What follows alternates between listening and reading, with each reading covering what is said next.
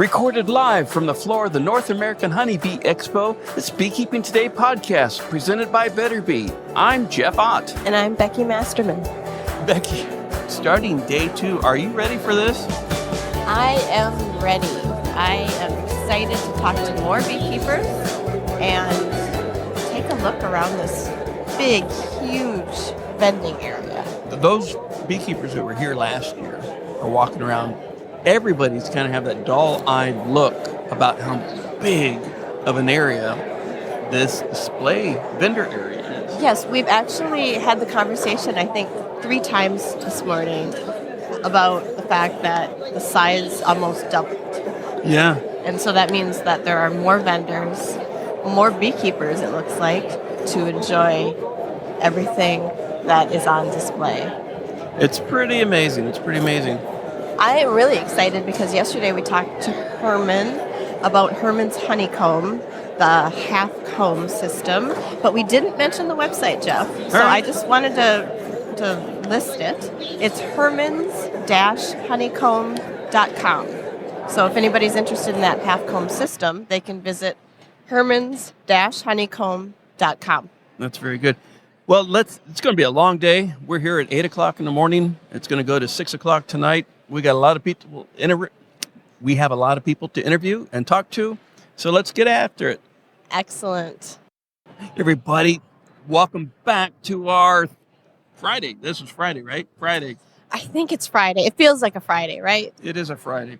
Sitting with us now is Adam Pockle. Sorry. Oh, come on. We practiced. We practiced and I froze. It's miserable, but all right, Adam, you're with Greenlight Biosciences? Yes, Greenlight Biosciences. That's correct. And you're right across the aisle from us, and you have a product called Varroa that you're working on? Yep, Varroa. So it's not available for purchase yet. We're still waiting for our EPA approval. So we're here just talking about it, letting people know what's hopefully coming soon, and just doing a lot of education on what we've been working on and what they can hopefully expect to see on the market soon.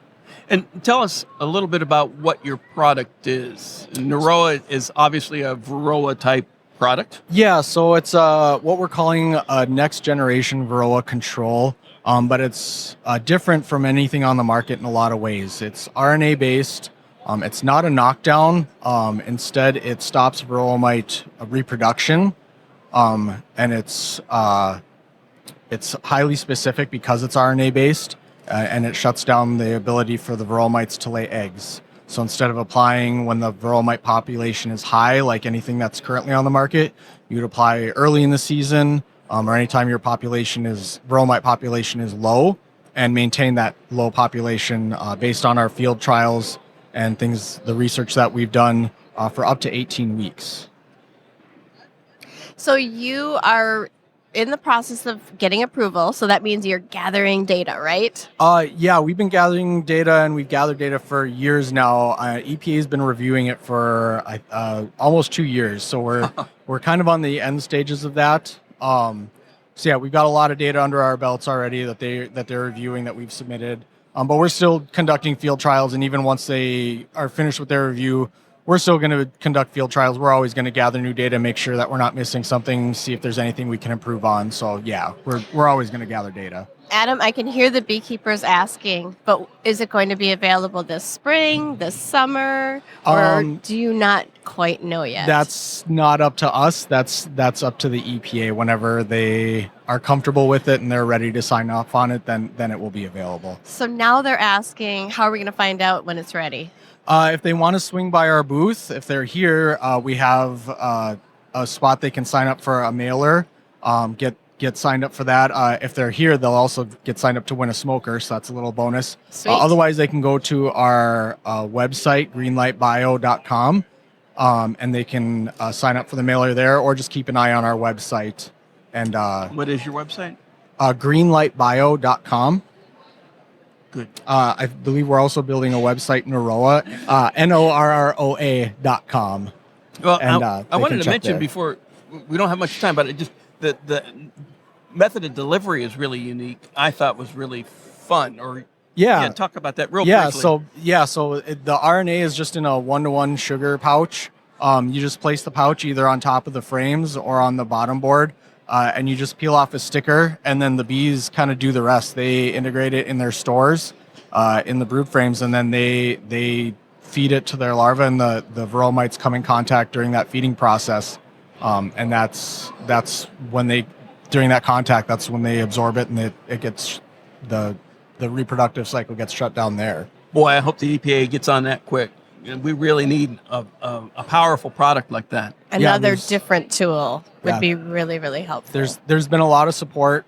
People seem really excited about it. I'm really excited about it. I used to be an apiary inspector, and when I heard about this, it got me excited enough to leave that and come over and work on this. So, well, good luck with this, and I hope the EPA gets you approved, and we can see this product on the shelves this time next year. Thank you. All right, thanks, Adam. Thanks, Adam. Hey, everybody, I want to introduce to you Becky Atkinson from Pennsylvania somewhere. Becky, where are you from? I'm from Duncannon in Perry County, very close to Harrisburg.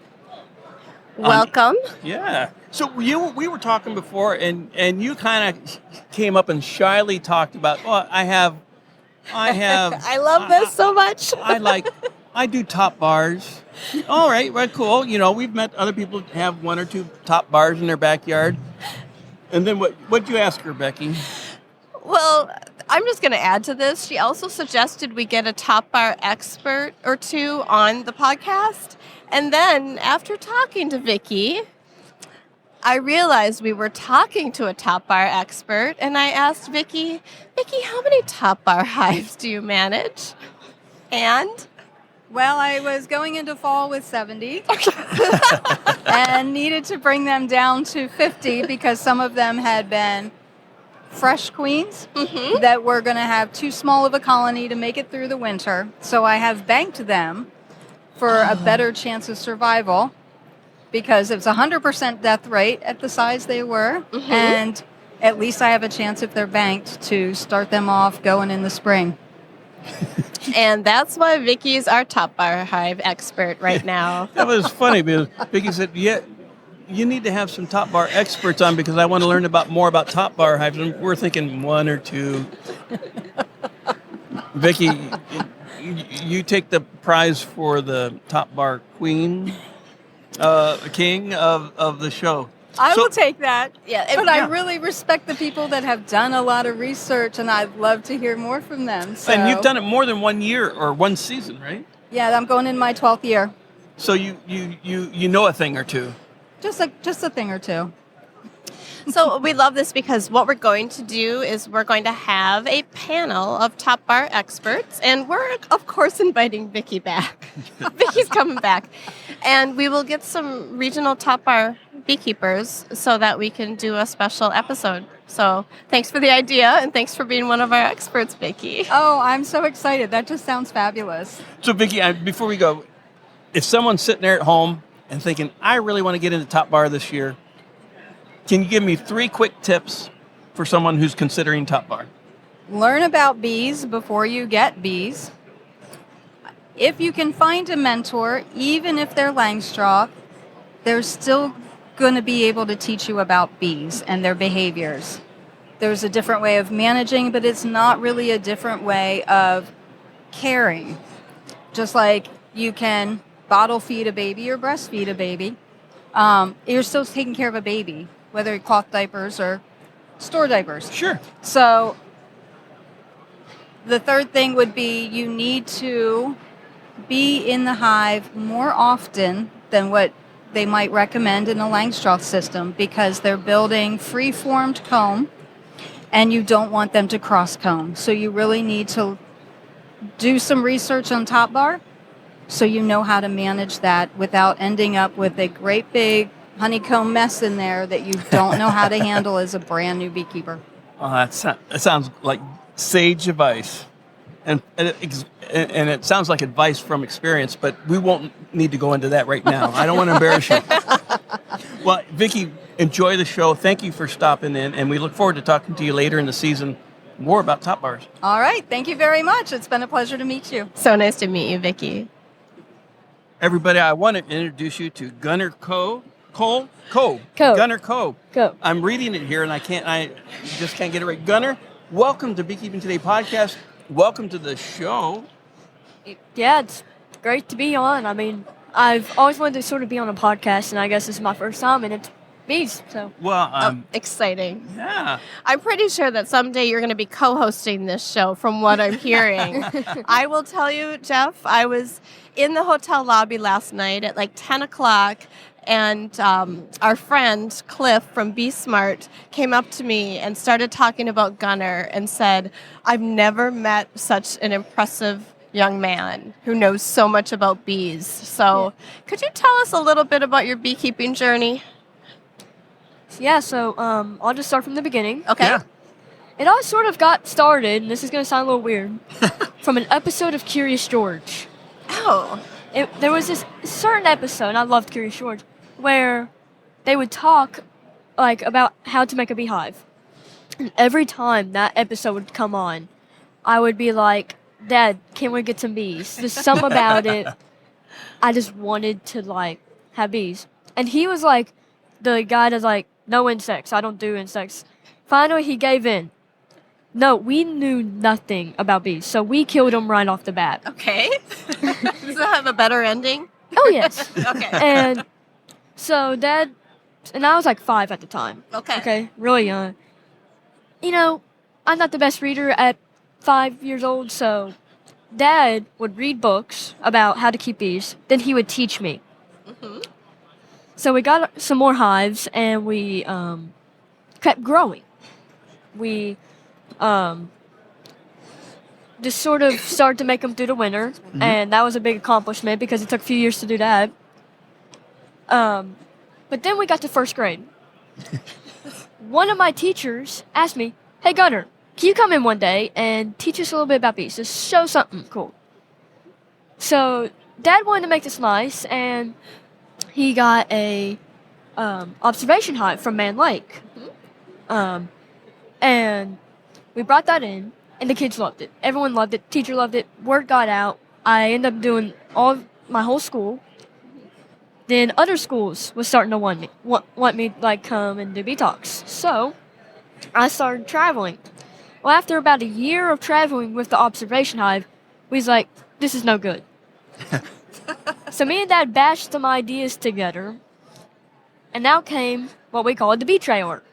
Okay. It's a trailer where we haul it around, and it has a bunch of education stuff on it, and it's screen mesh all around, and it's completely like basically sealed. There's a door, and there's a hive in there. We can put a hive in there, and during my bee talks towards the end, after I get done talking, I say, Dad, want to introduce him to bees, and he gets in the trailer with like sometimes a jacket, sometimes nothing. Just depends how calm the hive is, and grabs a frame of bees, and there's gloves in the side, really thick gloves, like not normal beekeeper hives, like gloves, like they're a lot stronger.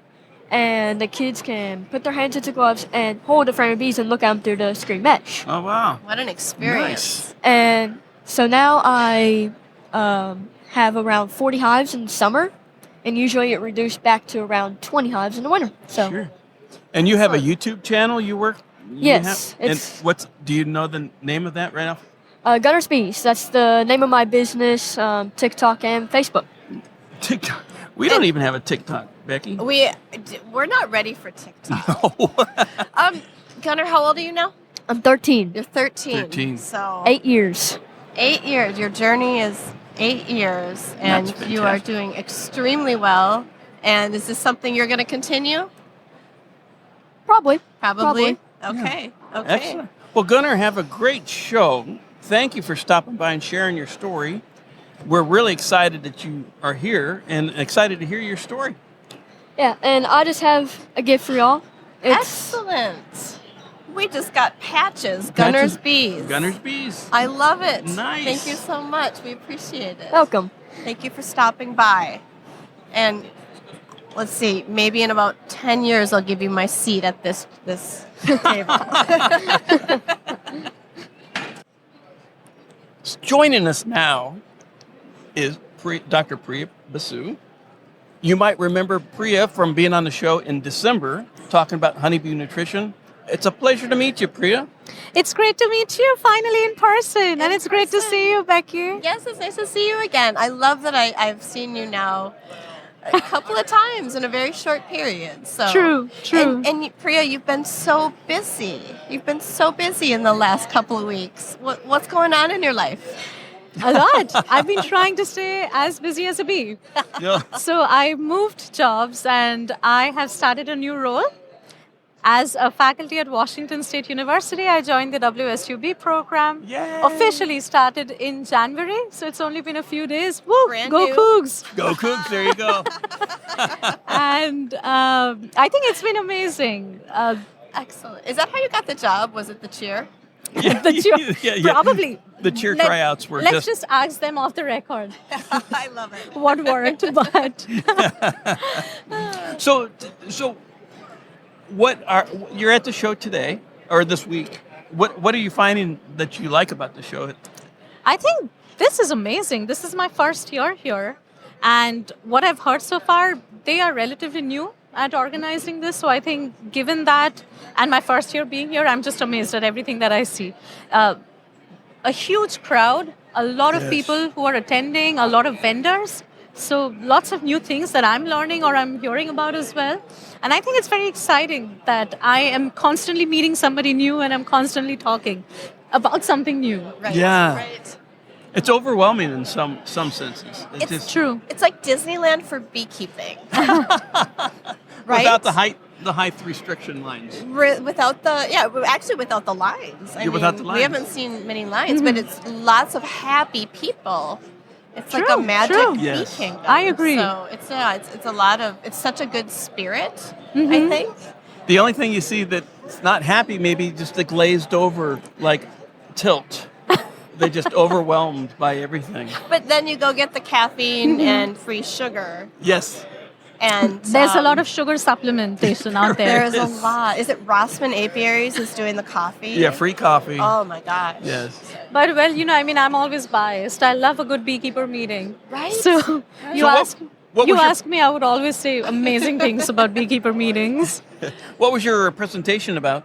So today I spoke about bee nutrition, what we know through some of the research that we're doing in the lab, how are the nutrients shaping bee health, what are the nutrients in the landscape, how is climate change, for example, heat and drought stress affecting bees and bee nutrition. So I spoke a lot about the research work today just on bee nutrition. And I have another talk coming up tomorrow. And that's on what? That's also looking at the interactions between multiple stressors, for example, pesticides and poor nutrition.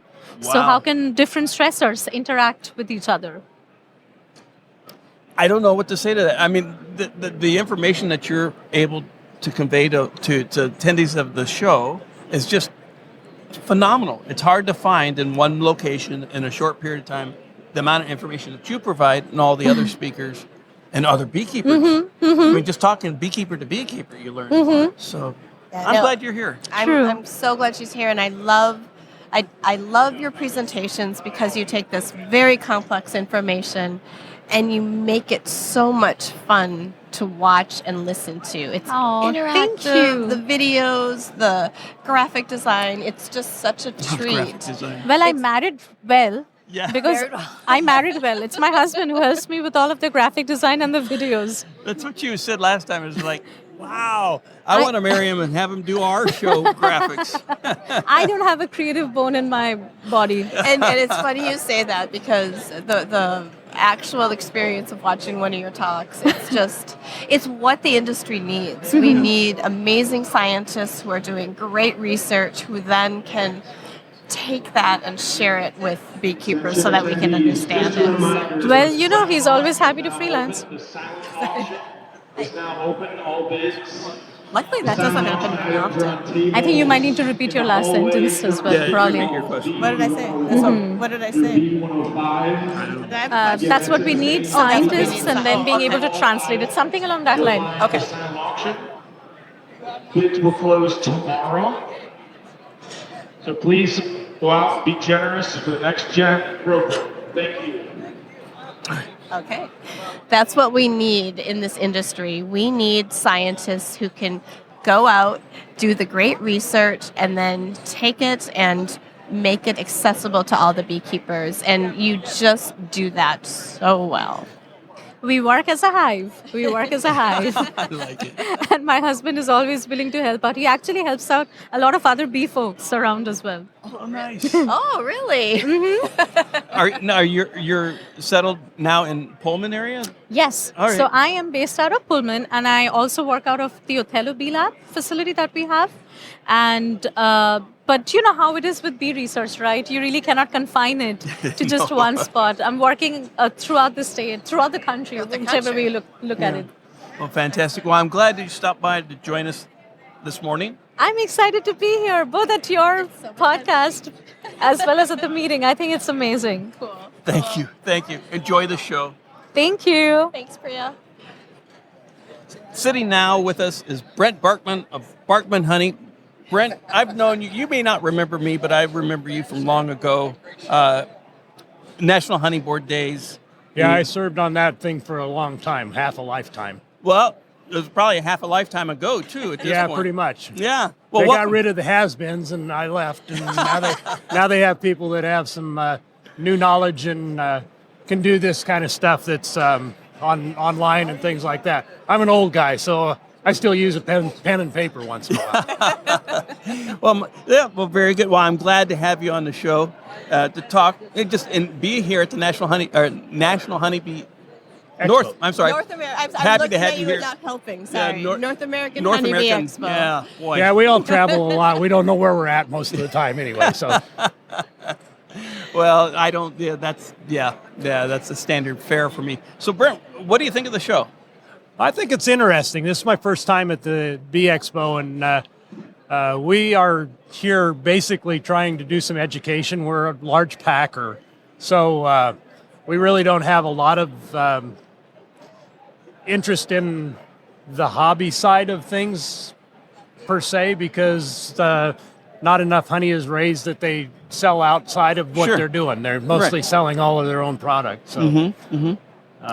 Interest, or you just don't have your suppliers are commercial beekeepers. Yes, mostly commercial beekeepers, Right. and there's a few of those here. But we're trying to educate the hobbyists of what the opportunities are out there. If they raise more honey than they know what to do with, we can help them with that, and they can market it through our organization. Yeah. I think you have future commercial beekeepers in the audience too. So it's nice to be able to connect to people who are building their businesses.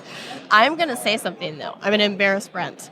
So, Brent, a couple years ago at our tri-state meeting at North South Dakota, Minnesota, we had an auction where we raised a good deal of money, and then Brent raised his hand and matched that amount of money. And it was thousands upon thousands of dollars. And you did that because we were supporting Habitat at the time. But your business has been supporting not just Habitat, but research too. And you've been a big proponent of the honeybee industry as a packer and as a commercial beekeeper. Yes, we have, and we love research. I mean, there's always problems in the beekeeping industry, and Sure. It's a little self-serving too, because if there's no beekeepers and there's no honeybees, we're not going to have anything to pack. So, but we love research. We love Habitat. I sit on the PAM board. Yep, Project APIS-M. I think that's the thing is I would love for the beekeepers who are coming to this conference to not just know what you do as a packer and a commercial beekeeper, but the fact that your investment in the industry is actually turning around and giving us better ways to manage Varroa and supporting the research that helps us manage our bees. So we buy a lot of honey, and a lot of commercial honey. We buy about 25 million pounds of honey a year from domestic producers. And so that's not everything that we pack. I won't hide the fact that we pack foreign honey. We buy foreign honey, but it's obvious that we need to. We raise about 145 million pounds of honey in the United States every year, but the appetite for honey in the United States is 650 million pounds. Wow. So only a third of that or less is raised in the United States. Right. But we're buying about a fifth of the production in the United States from our own company. So we're very large supporters of domestic producers. And we love the domestic producers, and therefore it's one of the reasons why we support research and habitat. Bee and butterfly habitat is another one that's very active in creating new habitat for beekeepers across the Midwest. And it not only does it support your industry or the commercial and the packer at the large quantity level, but it helps all beekeepers. I mean, people need to understand that when you're here, you're representing all beekeepers, and that ultimately, because the work that you're doing helps everybody. Yeah, and the beekeepers are helping the environment and helping everybody. How many billions of dollars of pollination happens because of the honeybee? Right. There's been studies that have said there's $30 billion of industry that relies on the honeybee. Every third bite of honey that you eat, or every third bite of food that you eat, has a honeybee or some kind of pollinator taking care of it. So. I'm really curious about, I can't imagine 25 million pounds of honey. So I have a lot more questions than we have time for today. So I'm hoping that you will come back and spend time with us in a regular episode so that we can really learn about what you do and how you're supporting the industry. Becky, I'd love to do that. I love to educate people on the value of honey and what's going on in the honey industry and the challenges that the beekeepers and even the packers face, trying to get honey out to the public and making sure that they're happy with what's going on in the packing industry. And as a Minnesotan, you're not talking about the Green Bay Packers, right? I'm sorry? I said as a Minnesotan, I have to ask, you're not talking about the Green Bay Packers, are you? Who are they? There, I fell into that one. Actually, I'm a Chiefs fan, so we might meet in the Super Bowl somewhere down the line with those Vikings. I understand. Yeah, I just had to bring that up. Yeah. Go Vikes. Skull. Okay. All right. Well, folks, from beekeeping to football, we got it all here in Beekeeping Today podcast. Brent, it's good to see you again. Yeah, my pleasure. Nice to have you on the show, and look forward to having you back. I'd be glad to. Thanks, Count Ben. on it. Thank you. Hey, everybody. Sitting with us now is Dr. Frank Rekovic. Frank's been on the show before. I think you were Kim and I were. Kim was on the show. Anyways, thanks, and thank you for joining us today at the North American Honeybee Expo. It's my pleasure to be here. This is really, really exciting to see this many people interested in honeybees, and it's a great opportunity for us to talk about our research. Our research has been hitting its full stride this past few years with the Varroa research on amatraz resistance and breeding for Varroa-resistant honeybee stocks.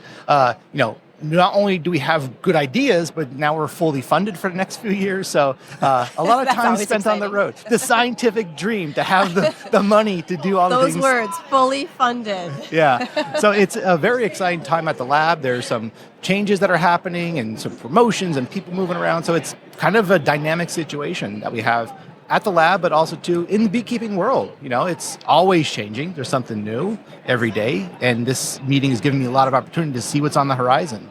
Where are you doing your research, Frank? Where are you based? So we're out of Baton Rouge, Louisiana. That's where we spend, about 9 months out of the year. But then the other 3 months we're on the road, either going to conferences or doing research in apiaries all across the country. Yeah. Go ahead. No, you're fine. So the Baton Rouge lab it's known for breeding, for bee breeding, right? Yeah, it's literally in our name, the Honeybee Breeding Genetics and Physiology Lab. And you're USDA funded. Yes, we and are. I think a lot of beekeepers might not know that there is a team of very impressive scientists out there who are just working for them to get better bees and healthier bees. Yeah, and we're very fortunate that we could do long-term research. So the breeding programs that we do for Varroa-resistant stocks, it started 25 years ago, and we're very fortunate to keep that program going. And that's what I think is a huge advantage of our lab is we can have these extremely long-term projects. I'm sorry, I'm brain dead for a moment.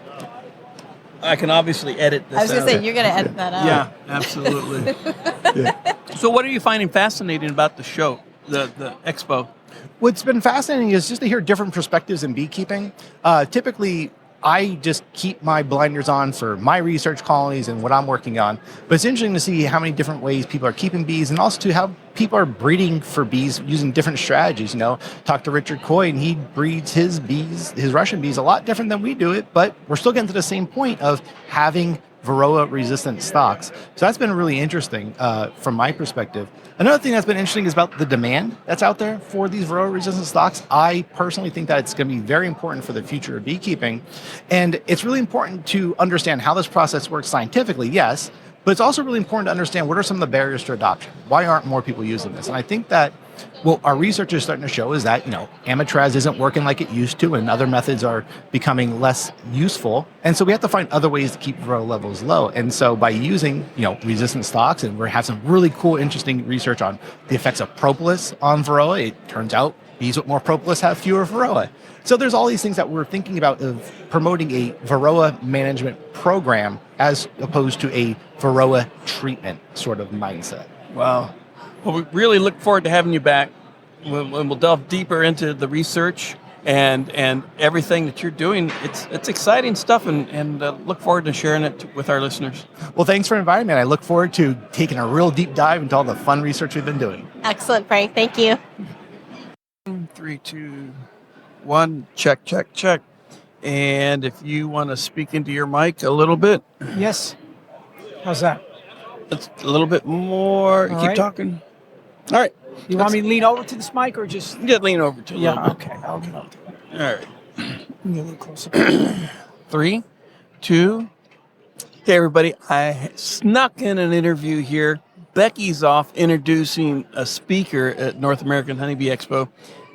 Coming back to the show right now is Bill Hesbach. You may remember Bill from being on the show. It's been a little bit, hasn't it? Oh yeah, it's been a while. I look back and it was maybe 3 years ago. Wow. Yeah, time flies. I mean, it was. So I actually judge everything in terms of the pandemic. So it was pre-pandemic. Yeah. That's what it actually means. Yeah.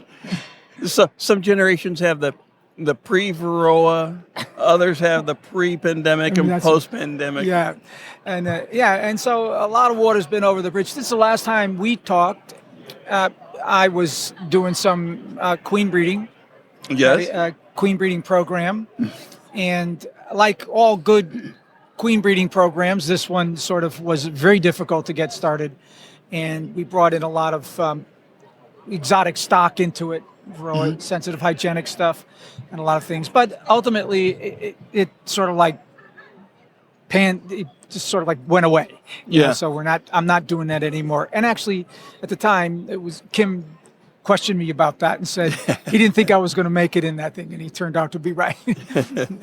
But Kim had that way. But the other part I was successful in. So I started a little project called Bee Talks, and that has grown. And I have a YouTube channel for Bee Talks out there. So if you want to listen to those, I have an archive on our site, on Connecticut Beekeepers site, ctbees.org, and you can go look at all of those Bee Talks, and it's all seasonal topics about beekeeping.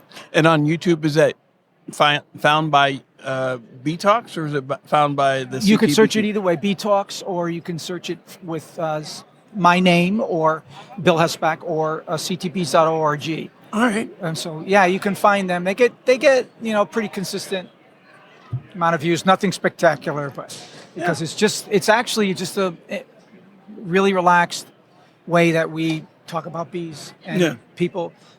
My premise was to let people ask all kinds of questions, from beginners to advanced beekeepers, and it's working out pretty good that way.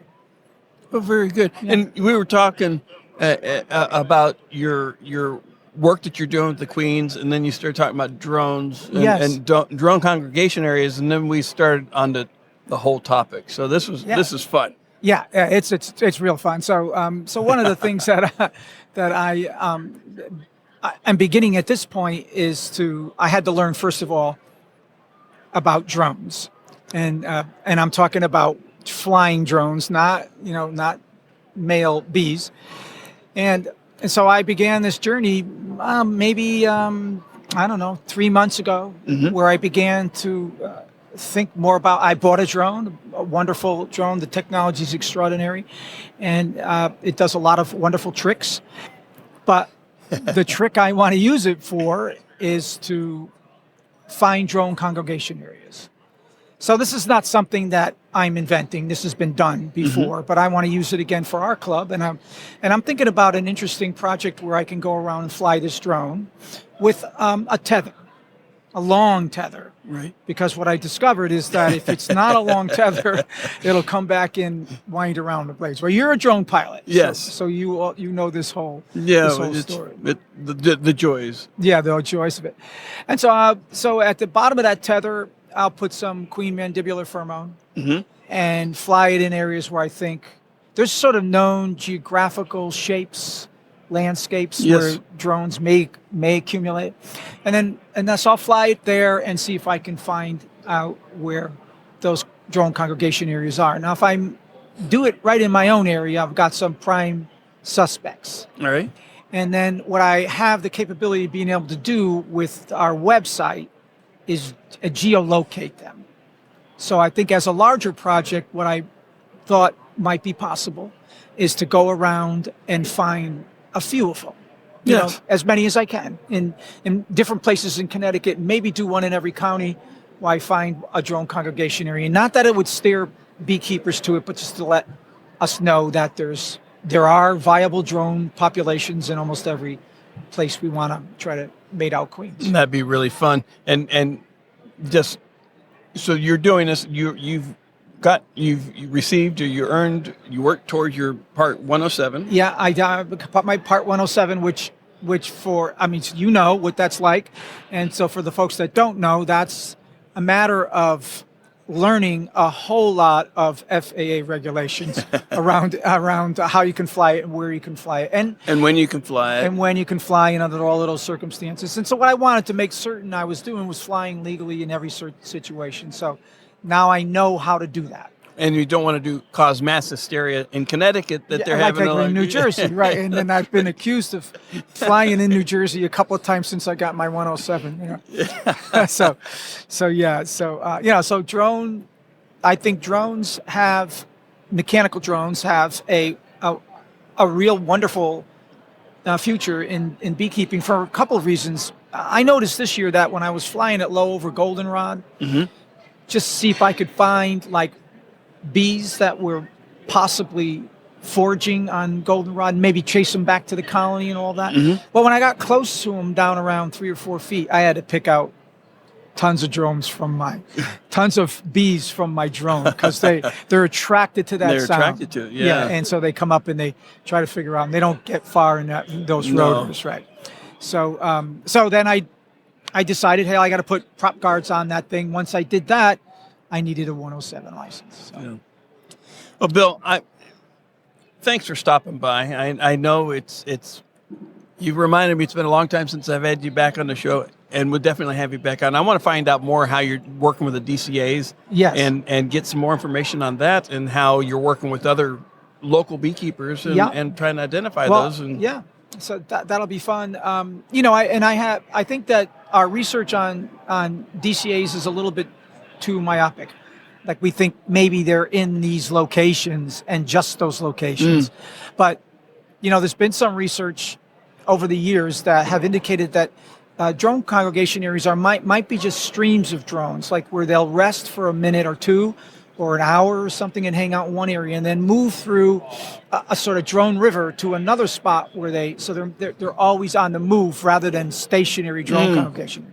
So that's another thing I want to try to find out. That'll be fun. Yeah. Well, we look forward to having you back, Bill, and we'll talk about this more. And well, listen, I really appreciate seeing you here at this wonderful assembly of it's pretty beekeepers. amazing. It's a really amazing thing, and anytime you want me to come back, I'd be more than happy. I'd be honored to come back. You count on it. You can count on it. Right. Thanks a lot. You're welcome. Hey, everybody. It's been a long day. In fact, it's been so long, Becky's not even here. But that's okay, because sitting with me, I have two wonderful people to help me close the show off for Friday. This is Friday, the second day of North American Honeybee Expo. I'm Katie Lee. And I'm Priya Basu. Thank you, ladies, for helping me close the show. It's been a wonderful show, and it's been great spending time with you. Yeah, you too, Jeff. This has been a fantastic show. Thanks so much. Absolutely, I agree. It's been an amazing day, and I look forward to seeing what's in store for tomorrow.